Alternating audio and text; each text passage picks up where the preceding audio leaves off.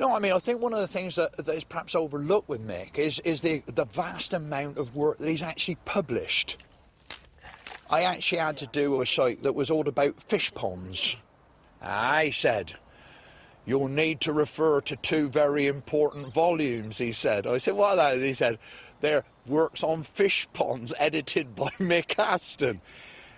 I mean, I know, absolutely true. They are actually standard works. I'll look back on Mick and remember him more as a landscape archaeologist and as a scholar of the early church and of the Middle Ages than I will as a popularist.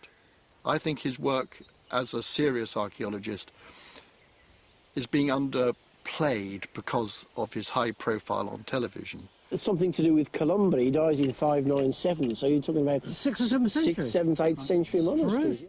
One of the things that Mick pioneered, that he almost invented really, was this amazing detailed look at a single community, a single group of people throughout time. And the classic site that everybody's heard of is Shapwick, where he looked at every iota of that village through an immense time depth, and he came out with a great doorstep of a book, which doesn't actually stand up by itself on the bookshelf. It's so huge. The Shapwick book is an enormous, thick tome, but the great glory of it, which will stand the test of time, is the fact that it hasn't just got the results and the interpretation in it. It's actually got details of exactly how all these investigations were carried out. Shapwick is now the kind of type site for the medieval village, for the study of the medieval village, and people can now apply what was learnt at Shapwick elsewhere. Mick loved the medieval landscape, and his eyes positively used to glow when he talked about it. I couldn't get him to be excited about the Bronze Age landscape or the Iron Age landscape. He acknowledged that it existed, but compared to the medieval landscape, it was pretty poor stuff. Do we even know this is medieval, though? Well, yes, we do. We know it's 12th century because it's only producing 12th century pottery like this and nothing later.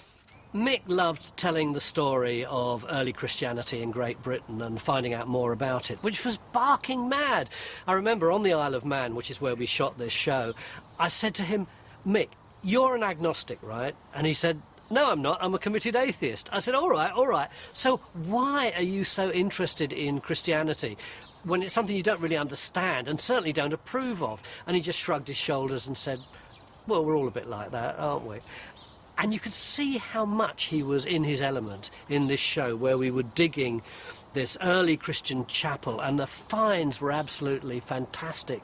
And he wore his learning so lightly, and you can see that underneath this stripy jumper is a really fine academic mind.